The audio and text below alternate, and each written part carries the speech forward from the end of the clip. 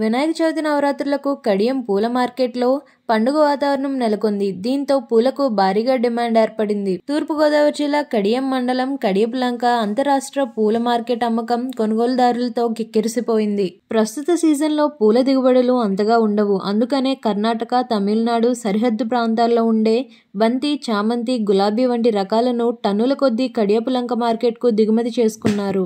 బంతి, చామంతి, గులాబీ వంటి పువ్వులను బెంగుళూరు ప్రాంతాల నుంచి ప్రత్యేకంగా ఈ మార్కెట్కు తీసుకువచ్చారు. శనివారం జరుపుకునే వినాయక చవితికి అవసరమైన పూల కొనుగోలుకు శ్రీకాకుళం, విజయనగరం, విశాఖ తదితర జిల్లాల నుంచి 2 రోజుల ముందుగానే కొనుగోలుదారులు వచ్చి పూలను కొనుగోలు చేసి తీసుకువెళ్లారు. అలాగే ఉమ్మడి ఉభయ గోదావరి జిల్లాల నుంచి కొనుగోలుకు వ్యాపారంలో తరలివచ్చారు. అంతేగాక ఆర్డర్లపై స్థానిక పూల వ్యాపారులు ఆర్టీసీ బస్సుల ద్వారా ఎగుమతులు చేపట్టారు. ఇటీవల సంభవించిన గోదావరి వరదల వల్ల కడియం, ఆలమూరు, ఆత్రేపురం మండలాల్లో లంక ప్రాంతాల్లో సాగయ్యే కనకాంబరం, లిల్లీ, మల్లి, జాజులు, గులాబీ వంటి పూలు పంటలకు నష్టం వాటిల్లింది. అందువల్ల ప్రస్తుతం సీజన్లో వాటి ధరలు మరింత అధికమయ్యాయి.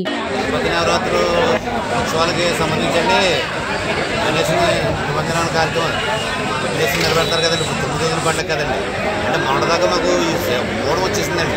ఈ వారం అంతా మూడం వచ్చండి. మన పారబోయటం కూడా జరిగిందండి. కాలంలో కూడా పోస్తామండి. మనం పెద్దలు కూడా తెచ్చారండి. పూజలు తెచ్చేస్తున్నారు, పారబోతున్నారు. మరి తోటలు ఏమి కొన్నామండి. అక్కడ పైన తమిళనాడు, కర్ణాటక చామంతి, బంతులు కూడా తోటలు ఖరీదు చేశారు. మన యజమాని ఆ కొనుగోలు చేస్తున్నాం. కట్టి మరి కొయ్యకపోతే తోటలన్నీ పాడైపోతాయి కదండి. మరి అవన్నీ ఆ 2 రోజులు కూడా 4 రోజులు కూడా పూలలో పాడైపోయారు. కొంచెం కాలు వచ్చిందండి. రైతులందరికీ కూడా కొంచెం ఉత్సాహం పెరిగిందండి. అలాగని పూలు ఇక్కడ ఏం కాదండి. చామంతి పూలేం తమిళనాడు నుంచి తెస్తామండి, బంతి పూలేం కర్ణాటక నుంచి వస్తాయండి. ఈ 2 రకాలు కూడా బాగా ఇంపార్టెంట్ అనమాట. ఈ 2 రకాలను కూడా 2 రాష్ట్రాల నుంచి కూడా తీసుకొస్తున్నారండి మన యజమానులు. అలాగే నా పేరు సత్యబాబు అండి, తూర్పుగోదావరి జిల్లా కడియం మండలం కడియపులంక.